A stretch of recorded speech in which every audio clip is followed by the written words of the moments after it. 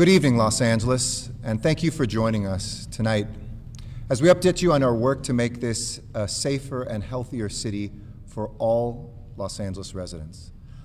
Before we get to tonight's important announcement about public safety, I want to very briefly update you on COVID-19. And tonight is a bittersweet mix of good news and bad news, and you'll forgive me if I start with the good news first. First, our numbers are holding. Your work is working, and we're seeing the curve bending down again. This is fragile. These recoveries and these statistics can change day to day, but all of you who are wearing masks and washing hands and surfaces, keeping your distance and not gathering between households are having an impact of saving lives, and for that I thank you. Today, the county reported 2,039 new cases, bringing the total in LA County to now 176,028. 905 of those were here in the city of Los Angeles, and the county also, and most sadly, reported 17 deaths, bringing our total of fallen Angelinos to 4,375. Our hospitalizations are still high, but we have the capacity to withstand them. 2,051 people are currently hospitalized, and then across the county there are 547 available beds, including 451 acute care beds and 96 ICU beds, as well as an inventory of 1,105 available ventilators. The fact is, though, COVID-19 is still in control. So we have to fight with everything we have to wrest control back from COVID-19, to keep pushing those numbers down. This is a make or break week for COVID-19 in the county of Los Angeles. Our public health conditions remain fragile, but the COVID threat level remains at orange, and we currently have enough hospital beds, including ICU beds, to manage the city's COVID-19 and other health needs. So we are not moving to red. We are not closing any additional businesses or activities. And to keep moving in that right direction, keep doing your part. Keep wearing that mask. Keep keeping that distance. Stay at home whenever you can, and help us save more lives. But here's the bad news. This disease is still killing too many people. As you heard me talk about on Friday, we lost a member of the Los Angeles Police Department, Valentin Val Martinez, who died of complications due to COVID-19. He was about to be a father to twins. He leaves behind a family and loved ones who grieve his absence every minute of every day. And over the weekend, the news got even worse for our city family as we learned that the virus had taken from us LAFD firefighter and paramedic Jose Perez, 44 years of age, with 3 children between 4 and 14. To his family, too, we mourn and we are heartbroken. And I speak for all Angelinos when I say that we send love to their families, that your service, that your sacrifice will never be forgotten. And we lost one more angel, Gabby O'Donnell. Gabby was the mother of a dear friend of mine and brother mayor, Robert Garcia of Long Beach. She was an immigrant to this country from Peru who worked until recently as a health worker in the midst of this pandemic. And we thought she was getting better, but she took a turn for the worse this morning and succumbed to COVID-19. Her husband, Mayor Garcia's stepfather, remains in the hospital fighting this disease. 3 frontline workers and 3 angels who are fallen. I would ask you all to hold Mayor Garcia and his family and the family of our firefighter and police officer in your thoughts and prayers tonight. And for all of you who have lost somebody, we hold you as well. We're fighting against this disease as we also continue the battle against the inequities that this virus has laid bare. This weekend, I was in Nickerson Gardens with the actor and activist Anthony Anderson, who was born and grew up in Nickerson. This is part of Los Angeles' commitment to equity of access to tests, to bring tests to where people are and to save lives. But long before COVID-19, we had a public health emergency in those neighborhoods of crime and death and violence. We saw in a city that had more than 1,000 homicides in a single year, and violence, as always, concentrated in communities bypassed for decades, starved of resources, filled with gun violence, and the old models were not working. We started in Jordan Downs and moved to Imperial, Nickerson, San Fernando Gardens. Public housing developments, some of the largest, in fact, one of them is the largest west of the Mississippi, to begin saying we had to develop together a better way to protect life and to give opportunity to young people growing up there. Well, just like then, this is one of those moments that demands that each one of us do more. As many cities around the country struggle to figure out how to connect public safety and communities together, we draw from a reservoir here in Los Angeles of programs and policies that have been leading in the nation. We have a lot more to do, but tonight is about taking those accelerated steps forward that can continue to not only save lives, but make sure that we have co-ownership of public safety, from community members to police officers and everyone in between. We have in Los Angeles a public safety model that makes people safe wherever they are, and our goal is to make sure in all communities. It's the kind of success that we've seen with the Community Safety Partnership, with the gang reduction and youth development programs that ask for co-ownership of public safety. Don't just put that on the shoulder of police officers, but who ask each one of us to plan and to own what public safety looks like in Los Angeles.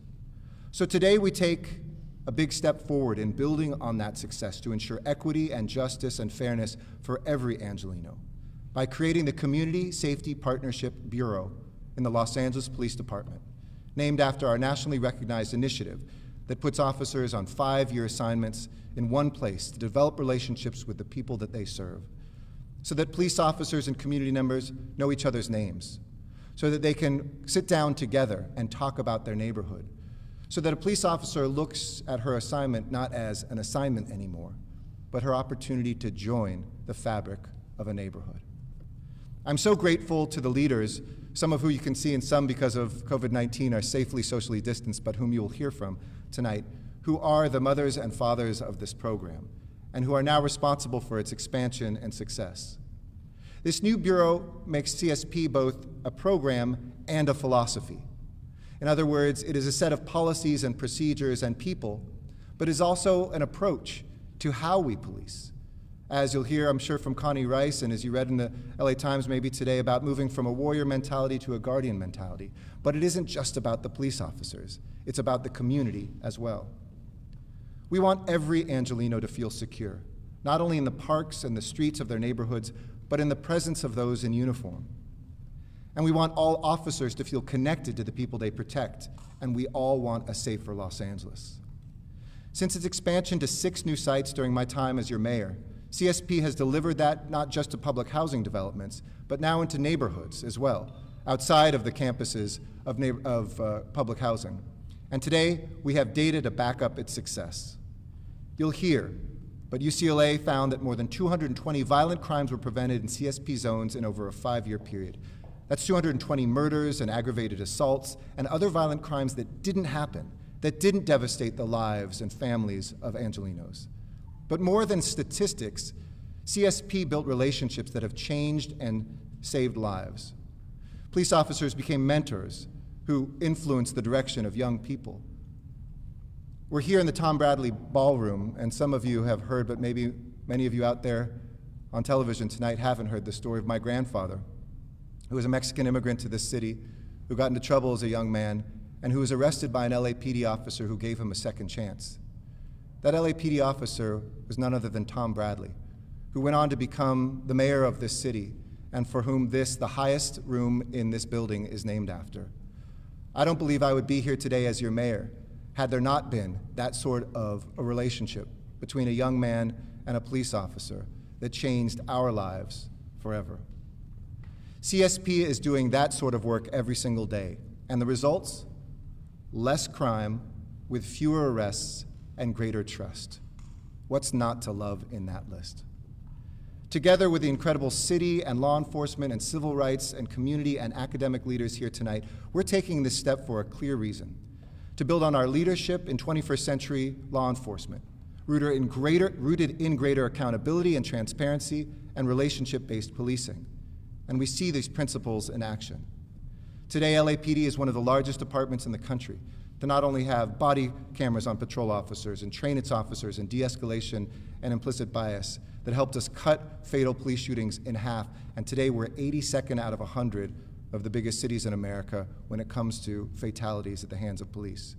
But 2 weeks ago, we dramatically built upon that as the Police Commission passed some of the nation-leading reforms around use of force to become fully compliant with 8 Can't Wait. I wish it had gotten more coverage in the paper. Tens of thousands of people have been out on the streets demanding that sort of change, and yet, when it happened, we didn't hear much about it. But I want you to know that it happened.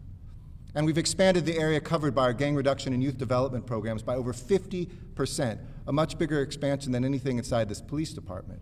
A step that reduced juvenile arrests, helped our police officers have crimes that are prevented before they happen, and interventionists to work on de-escalation. We all have to own this moment. I'm struggling with how we describe this new paradigm, but I think it's community-driven policing. It is about the co-ownership of public safety, not just by a police department, but by all of us, and a feeling that we own that mission. That's why we're creating this new bureau, to expand on a proven model, to embed this strictly into the culture of this department, and to make sure that we find those best practices and share them with every corner of this department, to institutionalize an approach and to integrate the CSP training and curriculum across the department. Because when our officers understand the experiences of the people that they serve, they are more effective at doing the hard work they took an oath to do. And when Angelenos, especially in our Black and Latino neighborhoods, trust the police officers assigned to serve them, they feel and they are safer.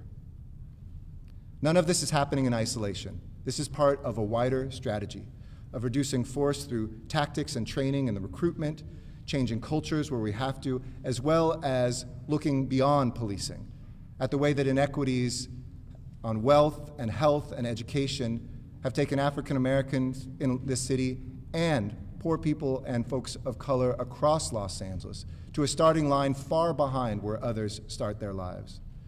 And I'm so pleased to serve with the most progressive city council in the United States of America, where leaders have stepped forward to say, it is not time for others to lead and we will follow. We want to be at the front of that line. Not a moment to pander, but a moment to ponder, and a moment to figure out how to get this right. Luckily, we're building from a foundation. So we're taking CSP from a core pillar of this department to part of the foundation of the Los Angeles Police Department in the future. We're always learning. We need to stay humble. We need to hear where we fall short, but we have to keep demanding more and better. This is a product of trust and cooperation, a result of community and partnership and personal relationships. This is the settings where communities can co-create public safety along law enforcement. And through CSP, through our LAPD, through every program and policy we deploy, these are the values this moment demands, so we don't just miss this moment, but we meet it. And I have no doubt that we will, and that's because of the leaders around me. So let me shut up and turn it over to the first one of them to speak. And we've got a marquee group, but we're so pleased to first start with Councilmember Monica Rodriguez, who chairs our Public Safety Committee on the Los Angeles City Council. She brings a deep understanding of the importance and the value of the community safety partnership at the table as the newest area in our city where a community safety partnership is being put forward. In the San Fernando Gardens, CSP, earlier this year I was with her as we rolled that out. I know how much she loves her district, I know how much she loves the city, and I know what a strong leader she is in this moment that demands it. So with that, I'm going to spray the microphone and hand it over to her.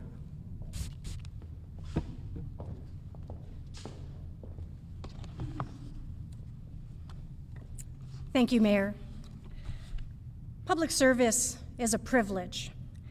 Whether folks are elected or sworn, our city and cities across the nation deserve governance and leaders that they trust. Trust is a fundamental part of what we need to make sure that members of our community have when it comes to their Los Angeles Police Department. We find ourselves in this moment rightfully impatient, angry about what we've seen unfold across this country. But what I'm most proud of is that the response here has been one to adapt and change and embrace and hear what changes need to be delivered here in the city of Los Angeles. This department is no stranger to evolution. It's one that has continued to address where it has failed. And I'm proud that in this moment of memorializing what is going to be a core value of this department, understanding that trust is not just given, it is earned. And that is a fundamental part of the CSP program. I couldn't be more proud that today, as we are launching and announcing the Bureau for the Community Safety Partnership, that it will be led by none other than an individual that has so remarkably led by her own example, Amada Tingaritis, as the Deputy Chief of this Bureau. She has a long earned reputation of helping to build community trust.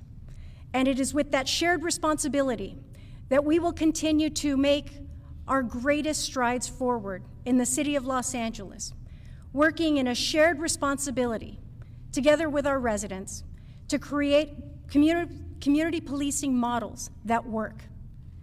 Because together we will achieve our highest and greatest outcomes in public safety when we work together. As the mayor mentioned earlier this year, together we announced and launched the Community Safety Partnership for the first time in the San Fernando Valley, in my district, in Pacoima, in the San Fernando Gardens.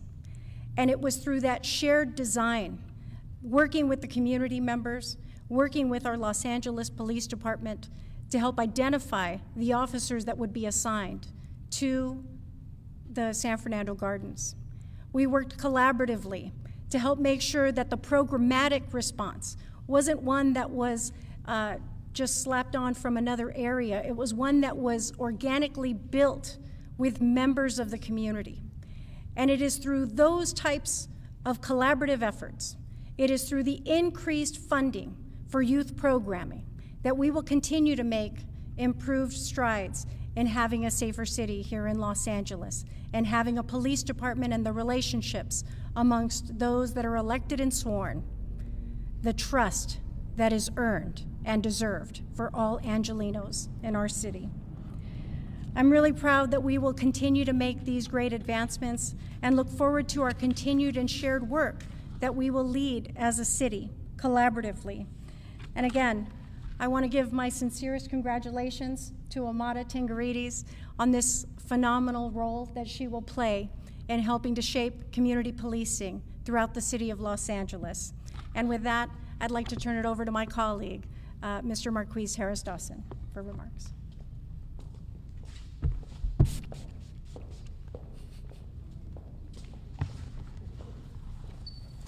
Big props to our mayor, who's always up to the job, even if it's scrubbing down the microphone and podium. I just want to join the chorus of speakers today. There are a few of us who are here to really celebrate the work of the Los Angeles Police Department in this regard, and thank our mayor and our leadership on our council for pushing forward this innovation even further than I think anybody could have imagined. When I got on the council in 2015, I had a meeting in the big shiny building over there, Chief, and the Chief Beck said to me, "You want an election, what do you want?" And I said, "I want to do community partnership in a neighborhood in my district." And I didn't have any housing developments in my district, and those programs historically have been supported by some financial support from the federal government. I said, let's figure out how to do it. And so shortly after that, I get a call from the Tingaritis. There were two of them on the force at that time. And now there's one. And they said, let's figure it out. In the Harvard Park neighborhood, there had been dozens of shootings, 6 homicides in a very, very short amount of time. We worked the Community Safety Partnership in that neighborhood.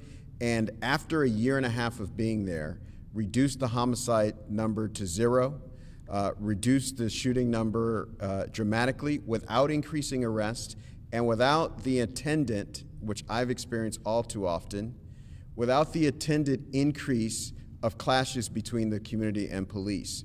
I represent a district where a lot of times when things happen in the neighborhood, people don't want to call the police. They want something done, but they're afraid to call the police because they're afraid of what might happen. Now in the Harvard Park neighborhood, because this is relationship-based policing, now people feel like I can walk down the block to the park and talk to an officer that I know by name, who I know was here last week and the month before and will be here a month later. And they, when they act, they will act in the way that a member of the community would react, and a member of the community would use their power. And so we've seen great success there, and we like to think of ourselves in Harvard Park, Chief, as the guinea pigs, to demonstrate that it could work outside of our district. And so I know Council Member Buscaino, I'm very grateful to you as well, because it was residents in my district who lived on the border of Watts who said, we want a relationship with the police officers the way they have in Jordan Downs and in the projects. And so they provided testimony to people who were a little bit skeptical in the beginning. And so we thank you for your support, and certainly Councilman Price for bringing it into the 9th District. I, for one, will say this is the only way that I've seen in a systematic way where you can do policing in communities like South Los Angeles, where the community feels like the police department works on their behalf. I'll say that again. The community believes that these police officers work on their behalf, and they are not interveners or interlopers in a community. They're part of the community, they're part of the fabric, and they're there to help prevent problems and to help solve them when they arrive. So congratulations again to Chief Moore and our new Deputy Chief, Amada Tingaritis. And before I leave the stage, I cannot do so without recognizing Connie Rice, who, yes, deserves a round of applause. There are people in here and they're clapping for Connie Rice, who has dedicated her life to reforming and building the kind of community policing that we need in every part of the city that will actually create safety for our community from the negative forces in our community, but also all too often negative clashes between police and community. So again, thank you for all the work that you've done in this regards, and congratulations for helping bring this day into existence.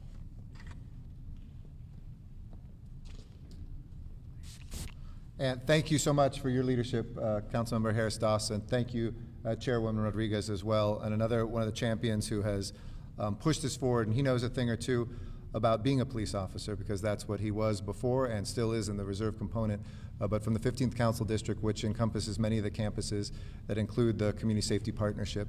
Please welcome Councilmember Joe Buscaino.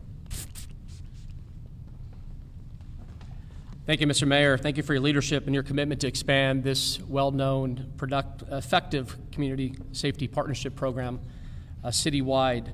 I'm here today because I believe it's the most important place at this moment in time where I can find myself as a resident, as a city council member, as a former LAPD officer, now reserve officer, with lived experience of community policing. Now, I joined the LAPD because I wanted to be an effective officer who embraced community-based policing. I've served a blessed 15 years. And for the last 6 years in the department, just prior to my election to council member, I was assigned to my own neighborhood in San Pedro as a senior lead officer, one of LAPD's 2 widely successful community policing programs. As you may know, senior lead officers work with individual residents, business owners, city and county departments and agencies to help solve complex problems that often require the assistance, cooperation, and coordination of all parties involved. And I know that many LA residents today love and rely on their senior lead officer. Again, community policing is the reason why I joined the Los Angeles Police Department. It's in my DNA. And I'm here to say that I believe our cops should be guardians, not warriors. I joined the department because I wanted to help people. I wanted to show the heart behind the badge and begin to change the culture of the LAPD that resulted in the beating of Rodney King. And in the last 25 years, I have watched this department transformed into one of mostly white officers to one that reflects the diversity of the city. Today, the LAPD is 70% women and people of color. 70%. And I saw how the consent decree and Federal oversight following the Rampart scandal improved the department and made it more accountable to the public. Let it be known that LAPD has done an incredible job of transforming into a more diverse, accountable, and professional department. But the work is never done. For the entirety of my time as council member, as the mayor alluded to, we've been piloting the Community Safety Partnership in my district in Watts. Senior lead officers and the Community Safety Partnership are community policing models where police officers are guardians of their communities. The CSP program recently underwent a rigorous evaluation from the UCLA Luskin School of Public Affairs, in which my dear friend Dr. Georgia Leap will speak on shortly. I'll let her get into the specifics, but the results were clear. Now, though not perfect, the CSP program has reduced and made crime and made residents feel a lot safer. And to give you a real-world example on how CSP has been effective, allow me to read from the 2015 New York Times story profiling the Community Safety Partnership in Watts. I quote, "Donnie Jobert watched the boy round the corner of the housing project holding what looked like a handgun. The barrel was pointed at him and the two officers from the Los Angeles Police Department. The boy was 10 or 11 years old, Mr. Jobert figured, and had more gleam than anger in his eyes. Mr. Jobert, a community activist who grew up in the project, shouted and lunged for the gun. It was plastic. The police officers didn't even reach for their holsters. Somewhere else, Mr. Jobert said, that kid would have been dead." End quote.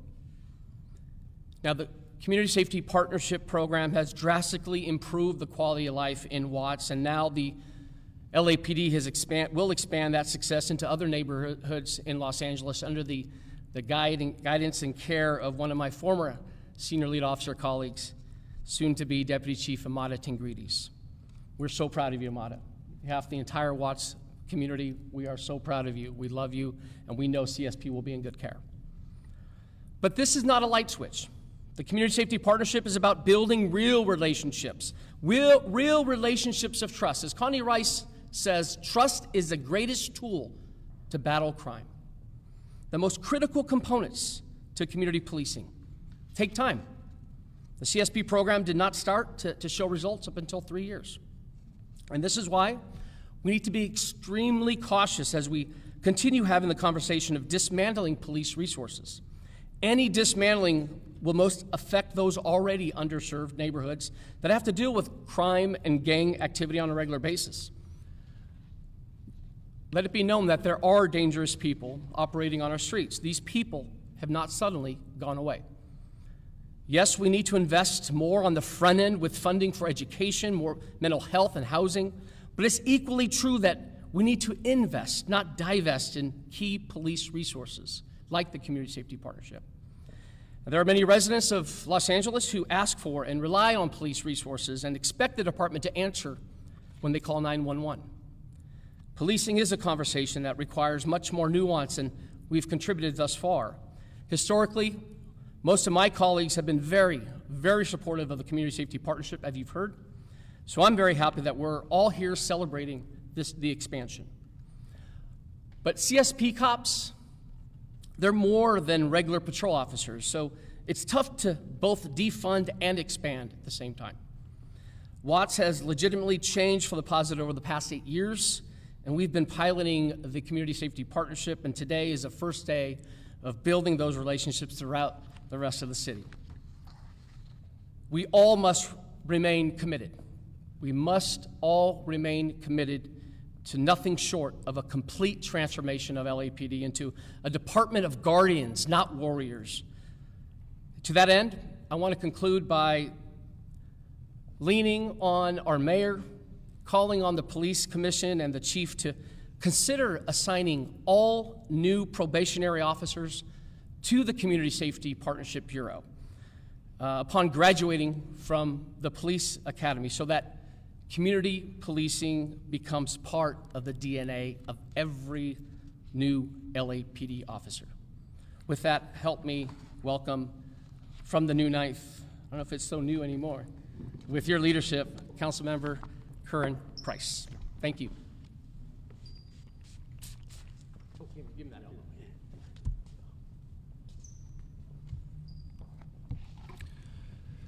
Thank you, Councilman Buscaino, for that introduction. You know, as we continue to re-envision public safety and the role that our police department plays, we need to be thinking forward when it comes to how we are protecting and serving the city of Los Angeles. We're living during a pivotal time in our history, and the landscape of our community is changing right before our eyes. We can no longer go by the old way of thinking, and we must change our approach, which is why we're re-examining the need for armed law enforcement in such instances as traffic stops or service calls surrounding homelessness, or when people suffering from substance abuse and neighbor complaints. We're in the middle of a modern-day civil rights movement, and our citizens have made their voices heard. We're being urged to funnel the attention and resources where they're needed the most as we continue to restructure. We know for certain that we need to find ways to heal and reestablish trust between Angelenos and the police officers. And a great way to do it is through the Community Safety Partnership Program. I've seen firsthand the positive effects that this community policing model has played in my district. CSP programs are crucial in communities like mine, where 1 out of 3 constituents are under the age of 18. In April of 2019, we launched the CSP program in South Park, one of the oldest and most historic parks in the city. In its heyday, some of you may recall, South Park was a sprawling oasis in South LA. Unfortunately, through the years, this community jewel has lost its luster. I'm proud to report that the South Park CSP has been a great case study of rebuilding relationships between law enforcement and the communities that they serve. At South Park, the CSP program brought much-needed resources and programming and safety to the area, as well as strengthening ties and working together to reduce crime and build safe, thriving neighborhoods. CSPs are proven to be a bridge to bridge those divides and to build mutual respect. The 10 officers there have become part of the extended South Park family and have ushered in a new and improved South Park. To give you some background, the 120-plus year or so old park has been undergoing a renaissance over the past several years. And while attention has been going to improving the infrastructure and the aesthetics, we kept hearing that South Park was still unsafe. Over the past year, the CSP has changed the perception and reputation of this beloved park dramatically, breathing new life into it. Today, the park is safe as a space where our families can build memories and our children can run freely. This community-based policing has not only focused on reducing crime and gang activity, but it also carries out enriching activities that allow our children and families to prosper. Programs such as food, toys, shoe giveaways, women's self-defense classes, know your rights seminars, financial literacy, raising awareness on drugs, alcohol, gangs, and other youth mentorship instruction.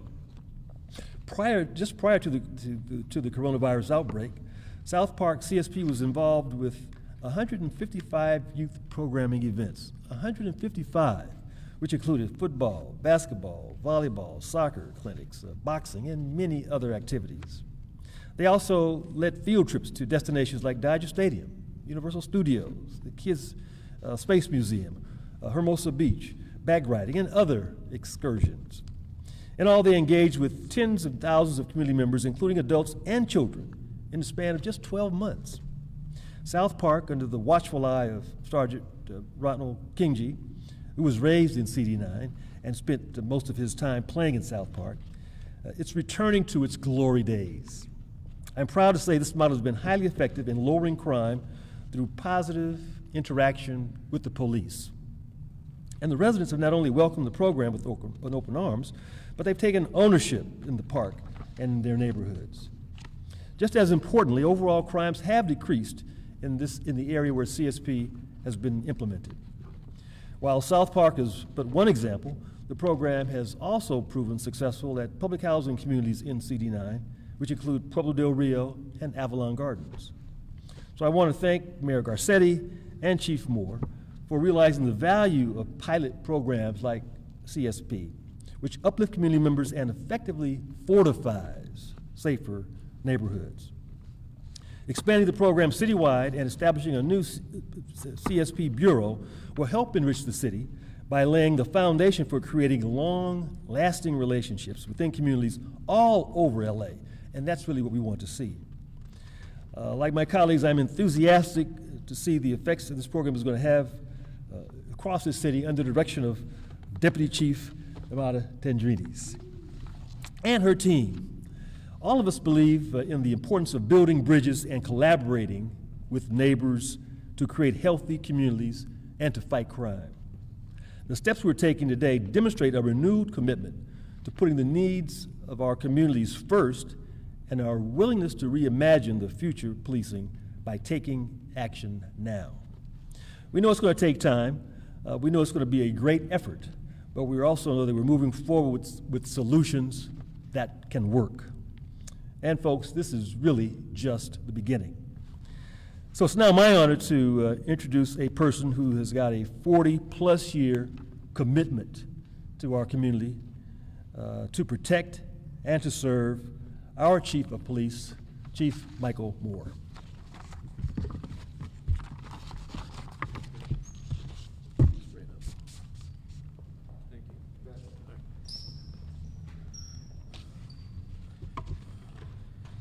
So, good evening, everyone. I've got a number of thank yous, so I'm going to ask for your patience for a moment. First, Mayor Garcetti, thank you for your continued leadership of the city. To Council Members Rodriguez, Harris-Dawson, Busciano, and Councilman Price, thank you as well.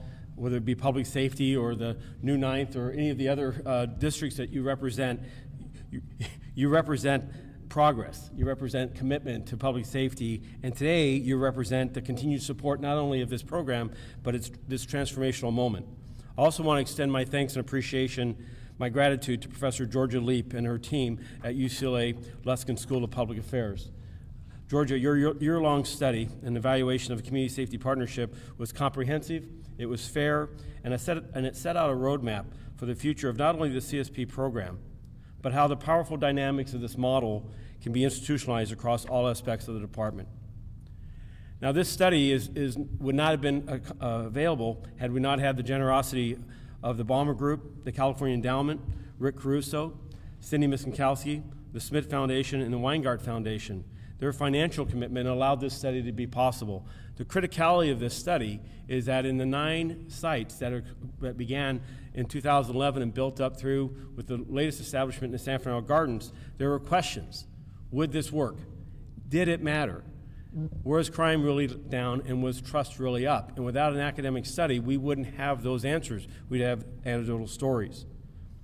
But this moment is also important to me because in my appointment more than 2 years ago, I talked about reinventing, reimagining, and renewing. That this was an organization that had seen great success with the early founders of the CSP program, Chief Charlie Beck, Ms. Connie Rice, Ms. Susan Lee, the Housing Authority, the Mayor's Gang Reduction and Youth Development, and Phil and Amada Tingaritis. But as I started my new chapter with this organization, I recognized that their vision years ago of what was possible by challenging the status quo of policing needed the next chapter. The study has provided for that and has demonstrated that envisioning a violence reduction and community safety strategy that builds on trust and that's relationship-based partnerships over traditional policing matters. And as has been said, in Los Angeles here today, as well as across America, policing stands at a critical juncture. We recognize that relationships with our community, particularly in the Black and brown communities, must improve. Today's announcement is that next step in reimagining and the co-creation of public safety here in Los Angeles. It's what I started in my remarks as taking my position was to see the expansion of the CSP program. And the study has allowed us to not just demonstrate that it can reduce crime and improve trust, but that it's ready for the next step. But as it talked about the success, about the fewer instances of violent crime, about the community members that were asking for this program to be sustained, we also saw that it had its own problems, its own flaws. As a grassroots effort, there were several areas that the department needed to recalibrate. how it would support the program, how would we oversee its operations, and how it would remain responsive to the community needs. Councilman Price, I think, said it best when we look at South Park, a series of programming that in the last year has improved the trust of the police officers that are there, and the safety. But what we look at across 9 sites is how does that programming ensure that trust is being built and is not just programming for the sense of programming. As we looked across the varying stages of these sites, we saw that a centralized leadership was needed to ensure the day-to-day fidelity to the model. I believe the establishment of a Community Safety Partnership Bureau, including the appointment of a deputy chief and civilian commanding officer, provides that necessary breadth of leadership to improve the fidelity to the model, as well as to integrate it into our culture. And let me say clearly, Captain Amada Tingaritis, promoting her to the position of Deputy Chief over the Community Safety Partnership Bureau is one of the most critical decisions I have made for the future of this department. In making that appointment and choosing her for this critical moment, it wasn't that she was the face of CSP since its inception. It wasn't that she grew up in the Watts community. Both these circumstances are true, but you only need to spend a few moments with her to understand her empathy, how the interrelationship between culture, demographics, and economic factors that impact so many neighborhoods across Los Angeles, not just our housing developments, but neighborhoods all across this great city, are benefited by that sense of compassion, that sense of developing a relationship that is built on a genuine trust and engagement, that the long-term efforts of policing and a shared responsibility of public safety benefits when we look at trust rather than arrests and citations. I also want this appointment to send a clear message that the department is committed to uplifting both women and people of color for positions of influence.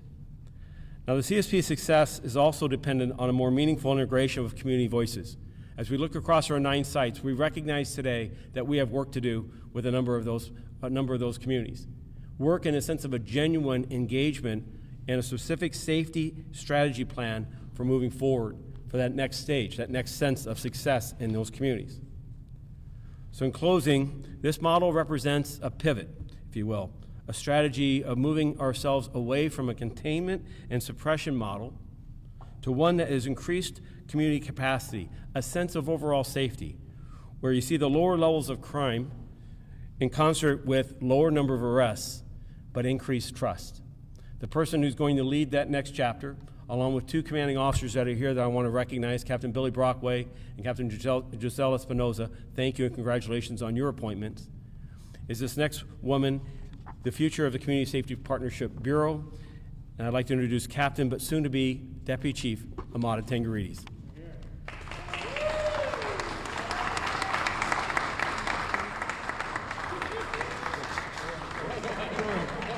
Falling down on the job. I got so excited. There you go, soon to be Deputy Chief. Thank you, sir. Good afternoon. Thank you for your presence. I want to first start off by recognizing and thanking Chief Moore for this decision. I don't take it lightly. He understands the direction that policing needs to take in this time, and I couldn't be more honored to do this, Chief. Thank you so much.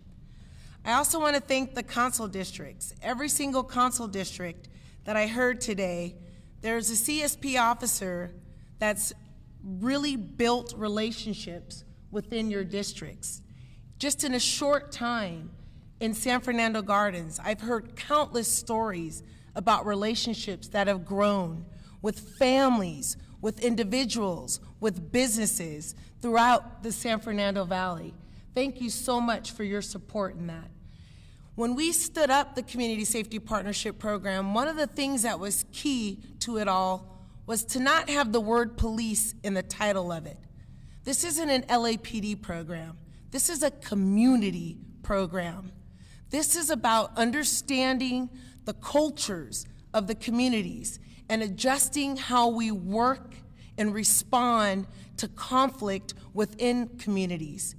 It's about getting certain training for the officers, like gang intervention, having teenagers come to their training to explain to them why they fear the police, doing role play where the children and people from within the community feels what it's like to be a police officer and vice versa. It's that deep embedded understandings of culture and then responding to it, because every community is different. The Community Safety Partnership Program is also very fragile. As we can see across the country, our nation right now, people are hurting. One of the important components of this program is the forgiveness. Understanding our history and what has occurred in the past, and not being afraid to say, I'm sorry, and we recognize it, but to work together to change it. And that's what this program is about. I am so honored and looking forward to being the new deputy chief overseeing this bureau. There was a lot of talk today about the programming. There's a lot of narrative that police officers shouldn't be involved in programming. That should be school teachers, that should be schools, that should be nonprofit organizations. I cannot agree more. One of our signature programs, which was known as the Watts Bears, is now known as the Watts Rams. It's been taken over by the community. The coaches are still there, they're still participating in mentoring, but the Watts Rams organization, community volunteers, parents have taken ownership of that program, and now that is a community program. There are a lot of programs right now throughout all of the districts where the community has taken over, and it has been sustained within that community with just the support and the cheerleading by the CSP officers that are assigned to those areas. There was an article that was referred to today by Councilman Buscaino. I was standing in front of Nickerson Gardens gym that day. That officer in that article was myself. And I did see that young man turn the corner with that gun. And I didn't know if it was real or if it was plastic. But I too looked into the eyes of that young man, and I saw fear. And I let that community member intervene and address that young man, and we had a conversation after. This program will only deepen the relationships that law enforcement officers across this city already do. I was a former senior lead officer. We have been embedded in the communities building relationships. We have gone through consent decree. We have gone through huge reform. This is our moment, like the mayor said. This is our opportunity to deepen this relationship across the city, and I couldn't be honored to take on this challenge. Thank you very much.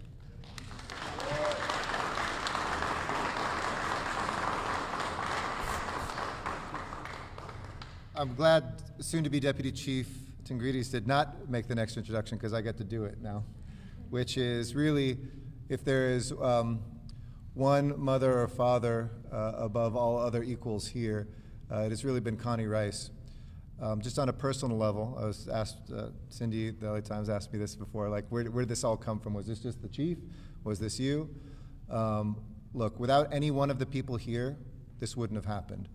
But I can guarantee you, none of us would have had the idea for this and recognized the connection as strongly to this moment in pushing this forward were it not for the friendship and the brilliance of Connie Rice, who has gone into communities, great civil rights attorney, but who has the conversations with the gang members and with the governors. She's somebody who doesn't care where you come from and isn't impressed no matter what, but she's not going to dismiss you no matter what mistakes you might have made in life. And it is that ethos that permeates why we are here. I want to thank her, congratulate her. She's going to be holding our feet to the fire tomorrow about what's wrong, about how we're setting this up, but that's the role that an advocate plays in the right way. And truly, you are an angel in the city of angels. Please welcome Connie Rice.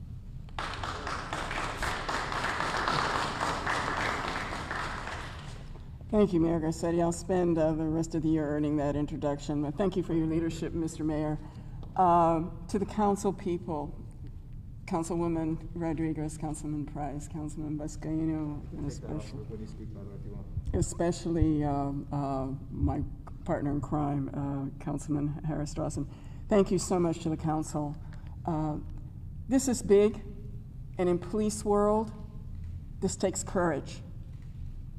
A chief of police doesn't just get up and stand up a bureau for guardian policing. And for Chief Moore to do this, it sends a message across the country, and at a time when it's risky for him to do so. So I want to thank the chief for having the courage to do this, and this is big.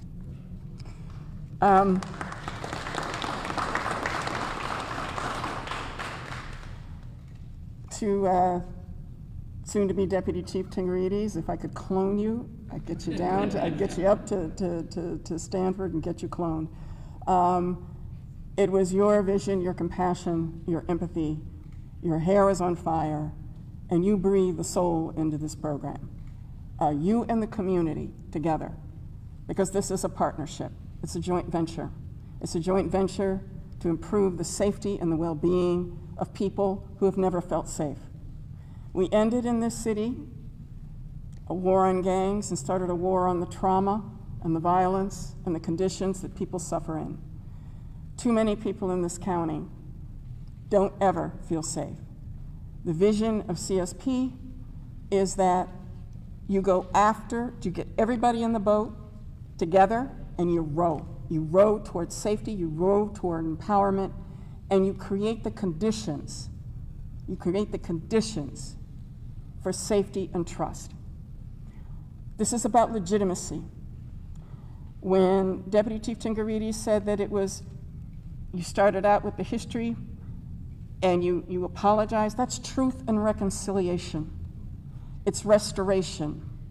It's beginning anew. It's hitting reset. And to have the courage to do that. Well, 4 months later, I think that Captain Tingaritis then was surprised when the community members from the Watts Gang Task Force came back and said, you know, we have something to apologize for too. That was the reconciliation, and they've been off to the races ever since. I'll leave you with an anecdote that made me realize that we had done something that we didn't understand. We didn't understand how impactful this program was. Community members empowered to sit at the table with officers, analyze their community's dangers and community's assets. You know every kid, you know who's on medication, you know who isn't, you know who can't afford their prescription, you know who needs mental health help, you know who needs food stamps. You know the kid that was skipping school because he got bullied in the hallway? Well, you figure out how to do a wraparound around him too. This is a wraparound safety strategy. It comes from public health. Officers don't want all that jargon, they just want to know they've got backup and that they're not being asked to solve every problem that we have failed to solve. This is the future of American policing. CSP was noted in President Obama's task force on 21st century policing. And I'll leave you with this anecdote before I introduce the real hero here on this stage, outside from Deputy Chief Tingaritis. Right after the Dorner fiasco, the officer who went on a killing spree of LAPD officers, Chief Bobby Green, called me, and he said, Connie, he's dead. I said, when's the last time you slept, Chief? He said, 5 days ago. I said, that's too long. I'm going to say all kinds of outrageous stuff. Just keep me on the phone. I'm going to talk you up to home. I don't want you driving off the highway. So I started ranting and raving and talking about, oh my God, it was like 4 o'clock in the morning and people are on the radio talking about, you know, they want the cops dead and da-da. I said, oh my God, we've been set back. We're back before the rain. He says, no, Connie, I don't think it's that bad. I said, what are you talking about? He said, did you hear what happened to T, meaning Phil Tingaritis? Then I thought, well, I don't know what it is, lieutenant, commander, who knows? I can't keep the rank straight. I said, no, what happened to Phil? He said, no.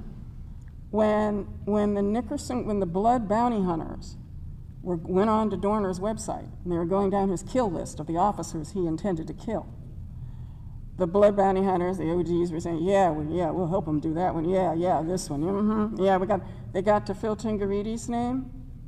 They said, oh, hell no. They went and dug up their guns. Don't ask. They buried their guns. They went and dug up their guns, and they called Captain Tingaritis, and they said, we're coming to your house to protect you. We don't want you dead. I told the chief I thought he was having a sleep deprivation hallucination because I didn't believe black gangsters anywhere in the cosmos would protect LAPD anything. And he said, go ask him. So I went down to Nick the next day, and I found some of the older guys, and I said, guys, you're tearing the space-time fabric. Tell me you did not offer to protect an LAPD captain, and they said, look, don't get it twisted, we still hate the Blanken PD. But CSP, they helped my grandmother. They empowered the community to bring medical vans. When the principal said that Markham Middle School kids didn't have computers, they helped the community raise $300,000 and they brought laptops. When people's prescriptions run out, CSP helps find the money to fill them. They've made the parks safe, they made the pool safe, they made the library safe for my kids, and these are gang members talking about their kids being safe. And they don't arrest us when we try to join Summer Night Lights. We want CSP. So that's all I needed to know. That's just one anecdote. We also have other anecdotes, but the whole point of the evaluation and why we're able to be here today is because Dr. Georgia Leap volunteered to do this study. It is a rigorous study, over 2,000 contacts with residents, focus groups, interviews, individual as well as group surveys, as well as rigorous analysis of the crime data. So not only the surprise about this program is that it increases trust, but it also reduces crime at a steeper rate. It wasn't created as a crime-fighting instrument. It was created as a policy and a strategy for creating trust between police who are hated and by the community members who used to hate them. Can you create trust? Chief Beck said, can I create trust with the people who hate us the most? The answer is yes, but who knew? Trust is the best crime-fighting strategy. We have tons of anecdotes, but anecdotes do not do what a rigorous evaluation does. And I need you to know that the professors who did this evaluation under Dr. Leap's leadership, they didn't take any money. We could only raise enough money to make sure that the research was done at a very high level. But they did this as a service because this program is so critical to the future of American policing. So we owe a great debt of gratitude. The city does. The funders stood up because they knew exactly what this meant. They had to save this program, and without an evaluation, you don't know what you have. So, Dr. Leap, you've been on this journey a long time, and this evaluation is what makes this moment possible. And I want to thank you for your dedication and for the sacrifice that you made to do this. Thank you all, and okay, Chief Tingaritis, you're on. All right. Georgia.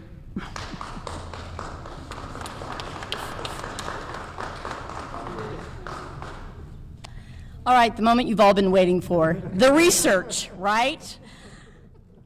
I am so incredibly grateful to all the people you see standing before you, Connie for her vision and her brilliance, the chief of police that was brave enough to say, let the chips fall where they may, soon-to-be Deputy Chief Amada Tingaritis, who was my guide through all of this.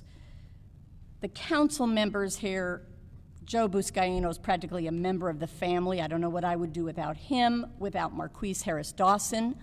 But there is a group that I must share gratitude with, and more than gratitude, the credit. And those are the residents of the two communities that my team spent a year with. This was not an evaluation hit and run. This was not a few weeks in the housing developments.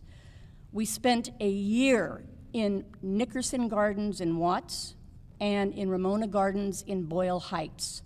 And the residents were part of this evaluation from the first day. They helped us design questionnaires, and when we were going to ask questions that were irrelevant, they told us. They helped us pilot the questionnaires. They helped us find people. They helped us administer questionnaires, put together focus groups. And I will also add, they were paid. They did not do it voluntarily. They were paid for their time and their energy. And I can tell you, they allowed us into their homes, they allowed us into their lives, and they explained what they thought and what they felt, not only about the Community Safety Partnership, but about policing in Los Angeles. We are grateful to them, we are indebted to them, and more than anything, this evaluation was about community voice. Yes, there were crime statistics, and yes, Connie Rice is right. We were surprised to see that crime fell to an even lower level in the CSP zones than it did throughout the city. But that was not our intention. Our intention in this study was to raise community voice. We also want it to serve as a model for the future. The community must evaluate the LAPD. The community's voice needs to be heard. Chief Moore is responding to that voice in fulfilling one of our multiple recommendations that he create a CSP bureau. And selecting soon-to-be Deputy Chief Amada Tingaritis was truly a vote and an understanding of the community voice. Now, everyone needs to understand that while the evaluation was positive about CSP, it also was not a love letter. There are 45 separate recommendations, and no, I'm not going to go into them now, thank God, okay? But I will tell you, I am grateful when the chief says it's going to be a blueprint, and yes, we are going to hold his feet to the fire. Not only me, not only the people you see arrayed before him, but the community. Because in both Nickerson Gardens and Ramona Gardens, the community put us on notice and said, we want policing, but we want a different kind of policing. We want CSP, but we want it to be participatory and accountable. I love what soon-to-be Chief Tingaritis said when she talked about the Watts Rams, that now the community is leading the Watts Rams. That is our model, that the LAPD CSP is serving and enlarging the community, and the community is in charge of its own fate.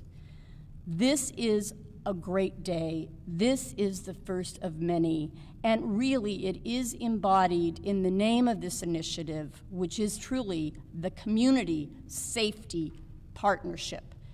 As we think about those words, and we think about Chief Tingaritis, I'm just going to say it, going forward, we all hope and believe this truly marks the transformation of the LAPD and the city of Los Angeles.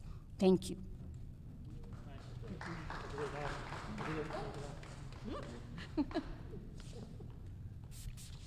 All right. Thank you all.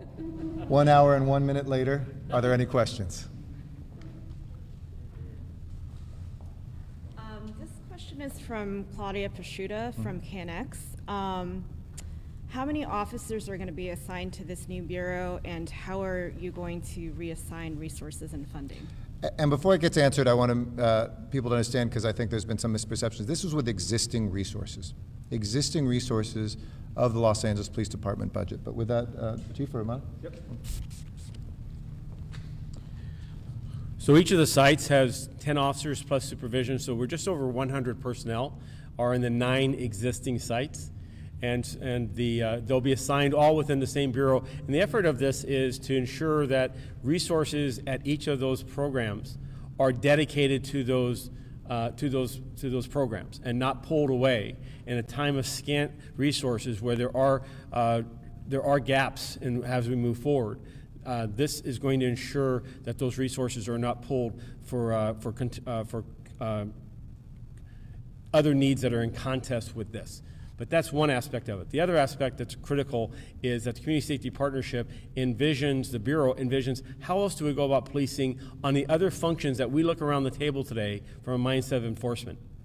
And we need to look more towards a mindset of a shared responsibility and a reallocating and a movement to other city departments. And I believe a real opportunity is neighborhood and non-government entities that can fill in a gap for issues of mental health, homelessness, outreach and engagement, social programs that right now is a 911 number. So this is an example of what happens when we have officers in a neighborhood that have serious and underlying issues of safety and trust in government, that we can come in with a long-term strategy of helping muster resources to fix that, which ultimately means less police officers are needed for the various functions that today are being called upon to do.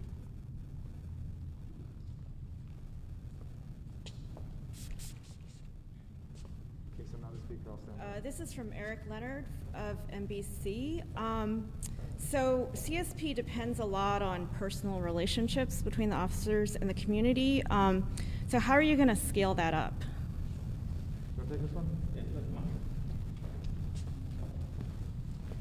Hi, Cindy. I think that the community dictates that.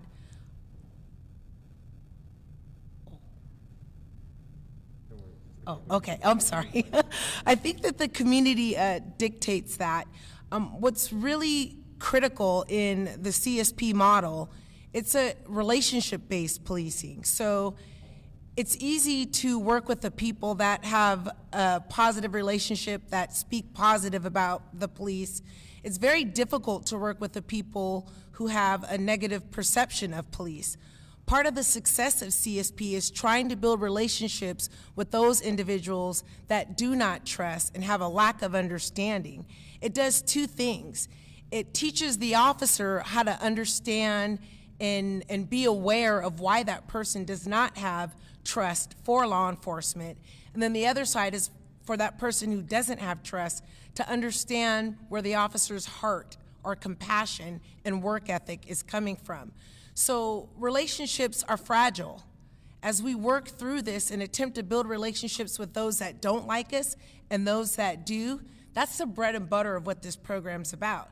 The officers are walking footbeats daily. They're attending the Resident Advisory Council meetings. They're working with the Housing Authority managers, the managers within the public housing developments. Nickerson Gardens is 1,056 units, and within those units you have anywhere from 3 to 6 family members living. That is several thousand community members that may not even know about CSP. Our goal is to get to those families, to build those relationships, to identify what they need to be successful, to increase the quality of life issues in those communities, and address the conflict by working with our crisis intervention and gang intervention workers for a holistic approach to solving the community concerns.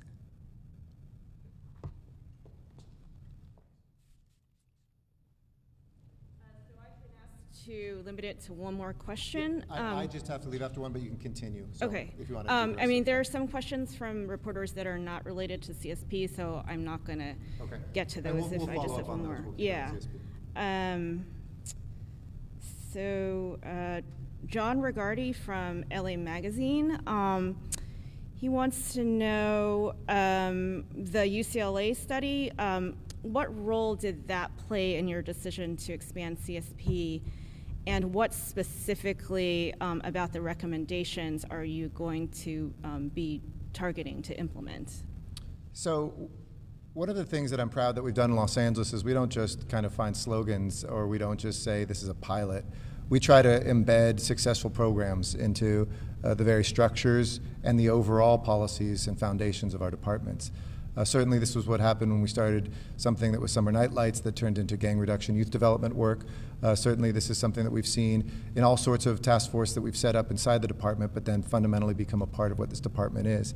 I think the strongest recommendation in there was get not just a foothold in, which we've had with CSP programs, but now instead of looking at this as a segregated off part of this department, put it in as a bureau so that in the same way that we have training, helping all police officers keep up with training and stay connected with the best practices. This is the same thing with community-based policing. Oftentimes, departments structure community policing as just the community relations side of things, or maybe those officers in a given geographic division who will do those work in that meeting. This now says this is a value straight through all divisions and straight through the entire department that has a role in training. And so I think that strongest recommendation of creating the Bureau is what you see here today. There's a lot of detail in there on the other 47 recommendations, and I think each one of those are things that now that we have a deputy chief, we don't have to have it be outsiders coming in and asking a department. It can be something the department gets to write itself. So I'm going to leave this in the hands of Chairwoman Rodriguez for the rest of it, and my apologies I have to lead a meeting. Thank you, everybody, for being a part of this, and feel free to continue with the questions. There's much smarter people than me to answer them. So.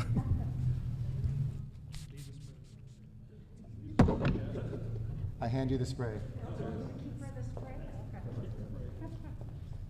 there any other CSP questions? Yeah, these are not related to CSP. There's just a few more. Let's Liz Cho from LA Daily News. This is about the Bridge Home shelters. How much does it cost to do extra enforcement around those zones, whether it's Sanitation Department, LAPD, or anyone else? And what's your position on the zones, since some activists are launching a campaign against them?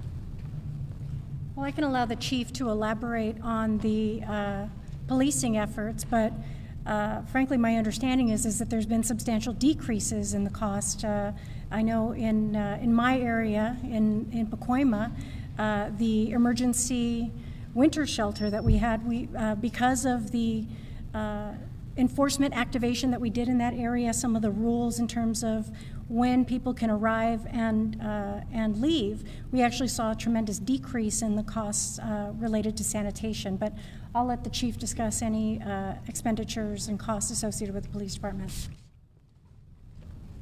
Very apt at that. So when the Bridge Home program first began, we dedicated resources 24 hours a day, 7 days a week for the safety zone. And over the last year, 2 years plus, that number of Bridge Home sites has grown.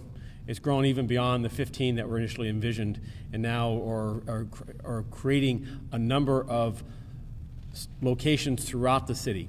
And so we're shifting gears, because this last year it was going to be $8.6 million worth of funding that would be required to dedicate resources there 24 hours a day, 7 days a week. And frankly, the city just simply does not have that money to provide this department. And so we're shifting also because we don't think that's the best use of overtime. So we're applying a sector relationship using senior leads as well as with the local command to understand where that location is at, what the challenges, if there are any. A number of these locations have actually opened and have been very successful in not creating undesired or negative impacts on the surrounding community, but we are certainly mindful of that potential and working with the Bridge Home contractor. As a reminder, each of those sites has 24 hours a day, 7 day a week security. They have professional staffing that is there. They have added sanitation services and city services to ensure that the addition of these homeless individuals that are now given shelter and a Bridge Home is not having an adverse impact on that community. Thank you.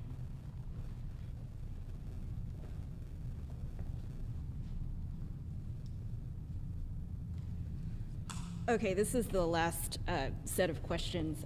It's from Lexus Olivia Ray of LA Taco, and it's all related to protests. One is, what is the mayor doing to prevent federal officers from coming to LA and mistreating protesters, and will LAPD be held to those same standards? Yeah. So, in fairness to the Chair of Public Safety, I want to take this one. This was actually a conversation today at the Mayor's Cabinet meeting. Over the weekend, I had a conversation with the U.S. Attorney, Nick Hanna, as well as with the head of the FBI, and we've had earlier conversations with our other federal partners.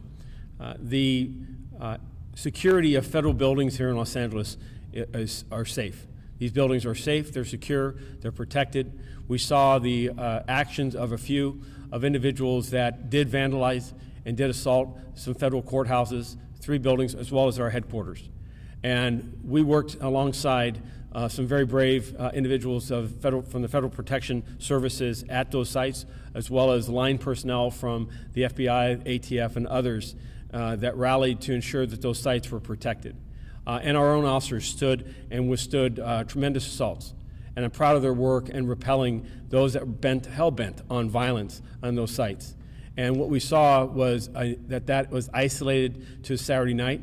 We saw yesterday protests that did not devolve into violence, did not have instances of property damage or attacks against police officers. The city is safe. Our effort in maintaining its safety is working with protesters in a manner that facilitates the First Amendment right, to ensure that they are able to express themselves and that they conduct themselves lawfully, but also conduct themselves in a nonviolent manner. Should that change, and when that change, I believe that the local resources are more than ample to deal with those challenges, and will continue to do so. We welcome the federal law enforcement agencies' support of us in reduction of gang violence and reduction particularly of gun violence. This last few months, we've seen a resurgence in the level of gun violence, and we welcome again our federal partners to identify those that are preying upon others and exacting that violence, and I know that we have their full commitment in that regard. Thank you.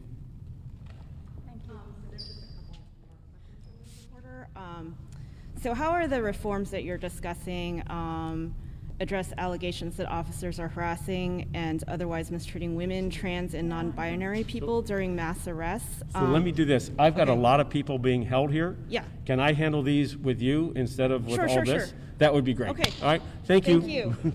Thank you very much.